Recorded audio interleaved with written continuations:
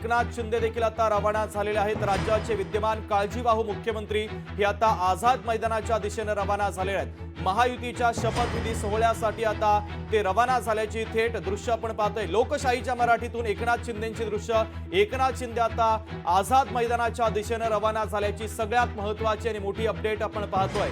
मोदींच्या उपस्थितीमध्ये देवेंद्र फडणवीस मुख्यमंत्री पदाची तर एकनाथ शिंदे आणि अजित पवार राज्याचे उपमुख्यमंत्री म्हणून शपथ घेणार आहेत। त्यासाठी आता एकनाथ शिंदे हे देखील रवाना झाल्याची ही सगळ्यात महत्त्वाची आणि मोठी अपडेट आपण पाहतोय। एकनाथ शिंदेंच्या गाड्यांचा ताफा देखील आपण पाहतोय। वर्षा बंगल्यावरून आता एकनाथ शिंदे हे आझाद मैदानाच्या दिशेने रवाना झाले आहेत। तर शिंदे पुढच्या 5 ते 7 मिनिटांमध्ये आता आझाद मैदानावरती पोहोचतील। देवेंद्र फडणवीस पोहोचलेले आहेत। अजित पवार देखील पुढच्या 2 ते 3 मिनिटांमध्ये आझाद मैदानात पोहोचतात आणि त्यानंतर एकनाथ शिंदे हे देखील आझाद मैदानामध्ये पोहोचणार आहे।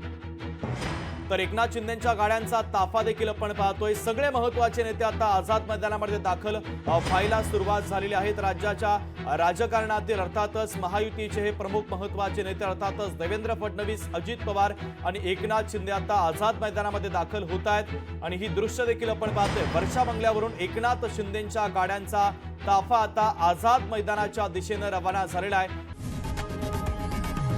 लोकशाही मराठी ऐका, पहा, जागरूक रहा।